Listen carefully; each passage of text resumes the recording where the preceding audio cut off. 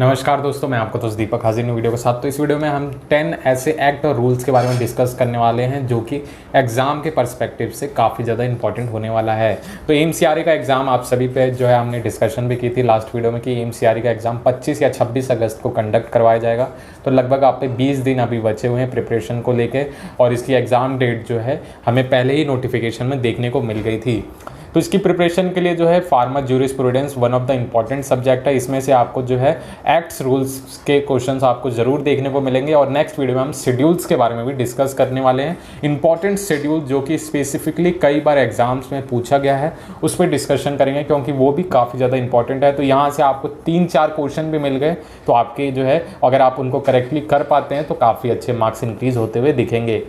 Important question की discussion हम जो है डेली 10 से 20 क्वेश्चन हम अपने व्हाट्सएप ग्रुप में डेली डिस्कस कर रहे हैं। तो उसको भी आप जो है व्हाट्सएप ग्रुप को फटाफट ज्वाइन करें, वहाँ से आपको काफ़ी ज़्यादा हेल्प मिलने वाली है प्रिपरेशन। फार्मासिस्ट एग्जाम प्रिपरेशन के लिए कोरली हम जो है वहाँ पे डिस्कशन डेली देखने को मिल रही है, प्लस हम नोटिफिकेशंस या इंपॉर्टेंट डेट्स जो है वहाँ पे ज़रूर जो है देते रहते हैं। काफ़ी हद तक आपको जो है वहाँ पे हेल्प मिलेगी। तो आप जो है डिस्क्रिप्शन के लिंक से जो है हमारे WhatsApp group deep pharma official को ज्वाइन कर सकते हैं और जो है फ़ायदा उठा सकते हैं। तो इंपॉर्टेंट डेट्स और शेड्यूल्स तो आप जानते हैं, फार्मा ज्यूरिस्प्रूडेंस जो है लॉ एक्ट रूल्स पे डिस्कशन करता है कि जो है जितनी भी मेडिसिन या ड्रग्स हैं उनको कैसे रखा जाए, कैसे स्टोर किया जाए, कैसे प्रिक्योर किया जाए, क्या क्या जो है मशीनरी किन स्टैंडर्ड्स को फॉलो किया जाए, और किन शेड्यूल्स के लिए स्पेसिफिक शेड्यूल्स बनाए गए हैं। जैसे शेड्यूल जो है आपने सुना होगा शेड्यूल एच, जो कि रजिस्टर्ड मेडिकल प्रैक्टिशनर के द्वारा लिखे गए प्रिस्क्रिप्शन के बाद ही जो है मेडिसिन डिस्पेंस की जाती है। शेड्यूल एक्स जो इसमें नार्कोटिक ड्रग्स जो है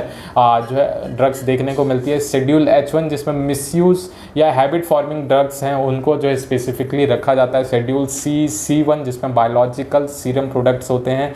शेड्यूल FF जिसमें ऑप्थेल्मिक प्रिपरेशन। ऐसे काफ़ी सारे शेड्यूल्स जो है हमें देखने को मिलते हैं। स्पेसिफिकली जो है ड्रग एंड कॉस्मेटिक एक्ट जो है 1940 का, उसमें डिस्कस किया जाता है। तो स्पेसिफिकली शेड्यूल्स के बारे में हम जो है आने वाली वीडियो में भी डिस्कस करेंगे। आज हमारा जो इंपॉर्टेंट टॉपिक है वो 10 इंपॉर्टेंट एक्ट और रूल्स के बारे में जो है जो कि हमें जो है फार्मा ज्यूरिस्प्रूडेंस में देखने को मिलता है। तो चलते हैं, सबसे पहले एक्ट के बारे में बात करते हैं। ड्रग एंड कॉस्मेटिक एक्ट, ये जो है सबसे बड़ा एक्ट जो है हमारे फार्मा में देखने को मिलता है। ये काफ़ी सारी चीज़ें कंटेन करता है, तो ये सारी जो चीज़ें हैं हमें पता होनी चाहिए। तो ये एक्ट कब आया था? तो ये एक्ट जो है 1940 में जो है इसको बनाया गया था और पास किया गया था। तो ड्रग एंड कॉस्मेटिक एक्ट 1940 के नाम से भी ये मशहूर है। तो ये क्या करता है? ये कंट्रोल करता है इंपोर्ट या मैन्युफैक्चरिंग, डिस्ट्रीब्यूशन और सेल्स ऑफ ड्रग। ये तो इंपॉर्टेंट पॉइंट सही है। इसके अलावा भी काफ़ी चीज़ें जो है schedule drug and cosmetic act में हमें देखने को मिलती है। तो आप जो है इसकी पूरी PDF भी जो है पढ़ सकते हैं और जो है समराइज वे में भी पढ़ सकते हैं, जिससे आप जो है इसके इन डेप्थ इंफॉर्मेशन ले सकें। अगर इसमें से कोई क्वेश्चन आता है तो वो आप जो है इजीली सॉल्व कर सकें। तो पहला जो है हमारा एक्ट है ड्रग एंड कॉस्मेटिक एक्ट 1940, जो कि कंट्रोल करता है स्टोरेज, मैन्युफैक्चरिंग या सेल्स, डिस्ट्रीब्यूशन जो है ड्रग को लेके। सेकेंड एक्ट है ड्रग एंड जो है सेकेंड एक्ट जो है हमारी एजुकेशन जो है, फार्मेसी जो है एक तरीके का प्रोफेशनल एजुकेशन है। इसमें जो है किस तरीके से जो है सब्जेक्ट्स होने चाहिए, क्या पढ़ाया जाना चाहिए, और ये सारी जो चीज़ें हैं वो फार्मेसी एक्ट के तहत हमें देखने को मिलती है। तो फार्मेसी एक्ट 1940 ये वन ऑफ द फेमस जो है एक्ट हमें देखने को मिलता है। तो ये बेसिकली क्या करता है? तो ये करता है regulates the profession of pharmacy in India. तो जो है एक, जैसे मैंने अभी बताया कि फार्मेसी एक तरीके का प्रोफेशन है और जो है इसमें जो है मेडिसिन से रिलेटेड सारी चीज़ें देखने को मिलती है। तो फार्मेसी एक्ट जो है एक तरीके का बोल सकते हैं रेगुलेट करने के लिए एक्ट है, जो कि इंफॉर्मेशन देता है किन तरीके की स्टडीज़, क्या ट्रेनिंग होनी चाहिए, वो सभी जो चीज़ें हैं फार्मेसी एक्ट के तहत। और फार्मेसी एक्ट के तहत ही जो है फार्मेसी काउंसिल ऑफ इंडिया जो है इस्टेब्लिश की गई है। इसके अंतर्गत जो है स्टेट काउंसिल जो अलग अलग स्टेट की काउंसिल्स देखने को मिलती है। तो एक गवर्निंग बॉडी है, टॉप बॉडी, जिसको हम फार्मेसी काउंसिल ऑफ इंडिया बोलते हैं। उसके अंदर जो है स्टेट काउंसिल जो है देखने को मिलती है। तो ये फार्मेसी एक्ट के तहत ही जो है काम करती है। तो ये जो है सेकंड एक्ट जो है फार्मेसी एक्ट 1948 देखने को मिलता है। तीसरा इंपॉर्टेंट एक्ट है वो है ड्रग एंड मैजिक रेमेडी। तो ये कई बार इससे क्वेश्चंस जो हैं देखने को मिले हैं। तो जो है ड्रग एंड मैजिक रेमेडीज़ ऑब्जेक्शनबल और जो है एडवर्टीजमेंट जो है देखने को मिलता है। तो ऑब्जेक्शनल क्या होता है कि जो है कुछ ऐसे एडवर्टीजमेंट जो है ड्रग को लेके किए जाते हैं या जो है उस जो कि बताता है कि ये ड्रग आप जो है इस डिजीज़ को क्योर कर सकती है, प्रॉपरली जो है ट्रीट कर सकती है, इस तरीके का ऑब्जेक्शनल या कुछ आपकी पावर जो है नेचुरल पावर को इंक्रीज़ कर सकती है, ये सब जो है ऑब्जेक्शनल जो है एडवर्टीजमेंट के तहत आते हैं। तो ये सारी जो चीज़ें हैं ड्रग एंड मैजिकल रेमेडीज़ के अंदर आती हैं। तो drug and magical remedies act जो है 1954 के तहत जो है पास हुआ था। और अब हम बात करते हैं चौथे जो इम्पोर्टेंट जो है एक्ट के बारे में। तो चौथा एक्ट है narcotic and psychotropic substance act, जिसको हम एनडीपीएस एक्ट भी बोलते हैं, जो कि 1985 में पास हुआ था। इस एक्ट के तहत जो है नारकोटिक ड्रग्स और साइकोट्रॉपिक सब्सटेंसेस जो कि हमारे ब्रेन पे डायरेक्टली काम करती हैं और जो है ओपियोइड क्लास की ड्रग्स हैं उनको जो है रेगुलेट किया जाता है। तो ये जो है शॉर्ट फॉर्म में बोलें तो controls narcotic and psychotropic abuse, इन चीज़ों को कंट्रोल करने के लिए एनडीपीएस एक्ट, जिसको हम नारकोटिक एंड साइकोट्रॉपिक सब्सटेंसेस 1985 जो है इस एक्ट को बोला जाता है। फिफ्थ एक्ट की बात करें, ये भी काफ़ी ज़्यादा इंपॉर्टेंट एक्ट है, जिसको हम बोलते हैं drug price control act, DPCO जो है। ये इसके क्वेश्चंस हमें कई बार देखने को मिले। तो डीपीसीओ 1995 में जो है रिलीज़ किया गया था। इसके तहत जो है ड्रग की जो है ऑप्टिमम और जो है प्राइस को जो है रेगुलेट किया जाता है। तो ये क्या करता है, regulate prices of essential medicine in India. तो डीपीसीओ एक्ट जो है drug and price control act, ये जो है एसेंशियल मेडिसिन के प्राइसेस को कंट्रोल करता है। छठे एक्ट की बात करें तो ये भी काफ़ी ज़्यादा इंपॉर्टेंट एक्ट है और इसके भी क्वेश्चंस हमें कई बार देखने को मिले हैं। तो इसको हम बोलते हैं medicinal and toilet preparations exercise duty. Basically exercise duty जो है इसमें इंक्लूड होती है। तो इस एक्ट को 1955 में जो है पास किया गया था।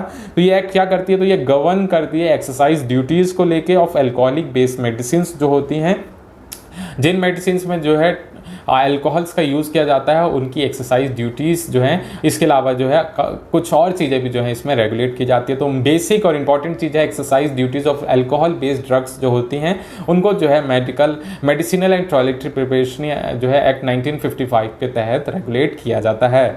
सेवेंथ एक्ट की बात करें तो जो है पेटेंट एक्ट जो है, पेटेंट एक्ट आप जो है वेल अवेयर होंगे, पेटेंट जो है एक तरीके का एक्ट है जिसके तहत जो है हम कोई भी नई ड्रग की डिस्कवरी करते हैं तो उसका हम पेटेंट करते हैं। उसके बाद जो है आप कुछ सालों तक आप जो है फ्रीली जो है आपका राइट्स होता है कि आप ही जो है आपके अलावा कोई और उस चीज़ को मैन्युफैक्चर या जो है चुरा नहीं सकता जब तक पेटेंट एक्सपायर नहीं होता है। तो ये पेटेंट एक्ट जो है 1970 में एक्ट आया था और इसको अमेंड किया गया था 2005 में। तो ये क्या करता है, provide protections for drug inventions and formulas.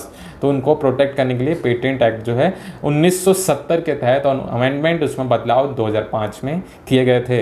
Eighth act की बात करें तो जो है इंडियन मेडिकल काउंसिल एक्ट जो है 1956, और ये क्या करता है, establishes medical council of India and maintain standards of medical education. तो ये बेसिकली जो है मेडिकल एजुकेशन को जो है रेगुलेट करता है और इसके तहत जो मेडिकल काउंसिल ऑफ इंडिया जो है बनाई गई है, जो कि 1956 में ये एक्ट बनाया गया था, इंडियन मेडिकल काउंसिल एक्ट। ये भी काफ़ी इंपॉर्टेंट और इससे भी क्वेश्चंस हमें देखने को मिल जाते हैं। नाइन्थ एक्ट की बात करें तो जो है कंज्यूमर प्रोटेक्शन एक्ट 1986, ये भी जो है ये क्या करता है, ये प्रोटेक्ट करता है rights of consumer including drug consumptions. तो जो है कंज्यूमर जो है, जो कस्टमर है ड्रग्स को खरीद रहा है, उसके राइट्स को प्रोटेक्ट करने के लिए जो है कंज्यूमर प्रोटेक्शन एक्ट बनाया गया है 1986। तो जो है एडिबल्स जो है खाने के अलावा भी जो है मेडिसिन को आप कंज्यूम करते हैं तो उसको भी रेगुलेट, उसके भी राइट्स जो है कस्टमर को जो है कंज्यूमर्स को मिलने चाहिए। तो 1986 के तहत ये कंज्यूमर प्रोटेक्शन एक्ट बनाया गया था। इससे भी क्वेश्चन आपको जनरल नॉलेज में देखने को मिल सकता है।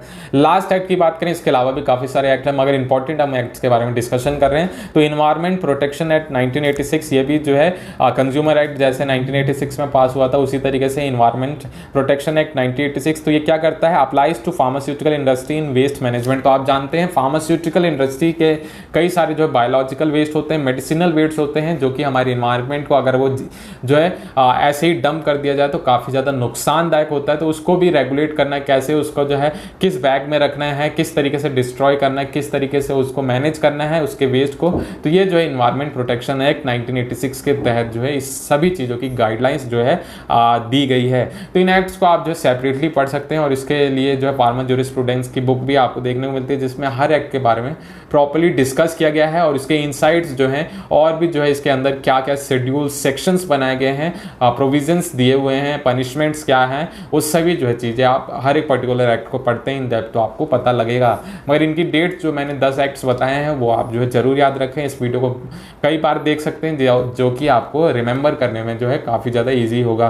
तो इन एक्ट्स को आप याद रखें, इनको इन डेप्थ आप पढ़ना चाहें तो पढ़ सकते हैं। आप जो है हर एक्ट को जो है आधे एक घंटे भी देते हैं तो आप काफ़ी ज़्यादा इन्फॉर्मेशन जो है गेन कर सकते हैं। और इसके सब क्वेश्चंस आते हैं अगर इनके अंदर भी, तो आप बहुत ईजिली जो है उन क्वेश्चंस के आंसर देते हैं, जो कि कई बार जो है इनके क्वेश्चंस देखने को मिलते हैं। नेक्स्ट वीडियो में हम शेड्यूल्स के बारे में बात करेंगे, ए से लेकर जेड तक इंपॉर्टेंट शेड्यूल्स कौन कौन से हैं और किन शेड्यूल्स के क्वेश्चंस हमें प्रीवियस एग्जाम्स में देखने को मिले हैं, उस पर भी हम डिस्कशन करने वाले हैं। तो इन सभी चीज़ों के लिए आप हमारे व्हाट्सएप ग्रुप को भी ज्वाइन करें और जो है ये एक्ट्स मैं उन ग्रुप में भी जो है शेयर करने वाला हूँ। वहाँ पे हम जो है फार्मा से रिलेटेड प्रिपरेशन एम्स सीआरई की प्लस आरआरबी की जो है कर रहे हैं।